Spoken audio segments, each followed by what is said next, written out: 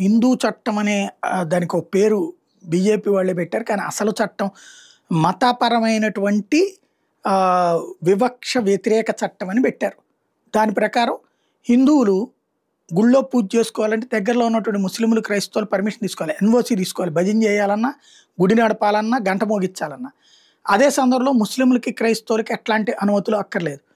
అలాగే పండగలు నిర్వహించుకోవాలన్నా సరే హిందువులు ఖచ్చితంగా అనుమతి తీసుకోవాలి. ముస్లింలకి, క్రైస్తవులకి అక్కర్లేదు.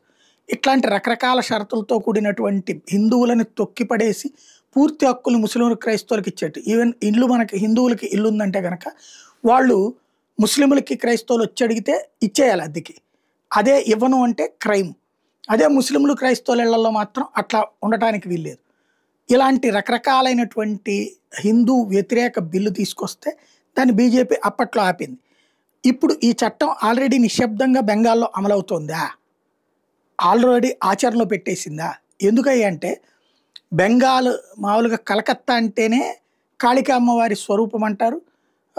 ప్రత్యేకించి హిందువులకు సంబంధించినటువంటిది దేశవ్యాప్తంగా ప్రపంచవ్యాప్తంగా ఉన్నటువంటి వాళ్ళు తలుచుకునేటటువంటిది.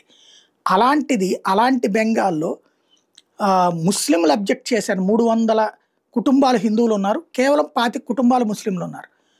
వాళ్ళు అబ్జెక్ట్ చేశారని నవరాత్రులు నిర్వహించుకోవడానికి అనుమతి ఇవ్వని ఉదంతం అన్నటువంటిది బెంగాల్లో చోటు చేసుకుంది. బీర్భూమ్ ప్రాంతంలో చోటు చేసుకుంది.